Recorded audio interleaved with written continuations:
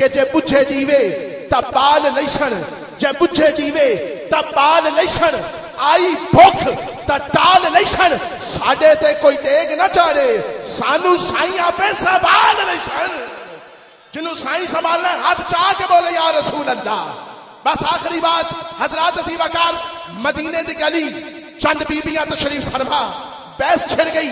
ایک be be کہندی ہے زیور کیڑا چنگا، ایک کہندی ہے میرا خیال ہے مندری چنگی، دوجی کہندی ہے نہیں لاکٹ چنگا، تیجی کہندی ہے نہیں چوڑیاں چنگیاں۔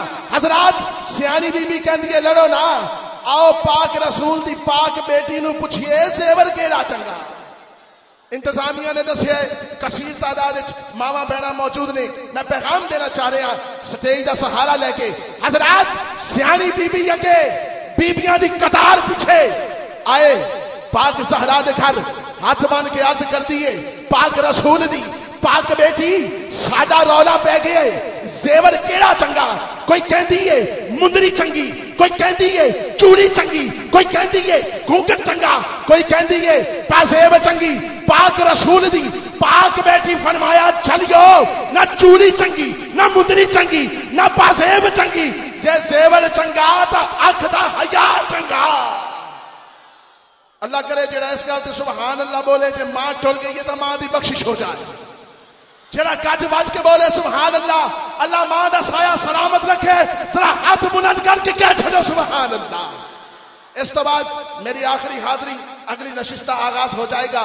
میں ملتمس صاحب خطیب اہل سنت، سرمایہ اہل سنت، شعلہ بیاں، شیری بیاں، مخدوم اہل سنت، کسی تعارف کے محتاج نہیں، بے مثال انداز خطابت، فصیح اللسان، بلیغ اللسان، جناب قبلہ حضرت علامہ مولانا غفران محمود سیالوی صاحب دامت برکاتہم العالیہ، نورانی وجدانی خطاب نے نال ساڑے قلوب منور فرمان۔ ذرا گاج بج کے ساڑے رہبر، ساڑے رہنما اسٹیج دی زینت نے اپنے رہبر دا استقبال سینے دا زور لا کے ہاتھ بلند کر کے نعرہ تکبیر، نعرہ رسالت، نعرہ حیدری، نعرہ تحقیق، نعرہ غوثیہ، محفل میلاد مصطفیٰ، جناب قبلہ علامہ صاحب۔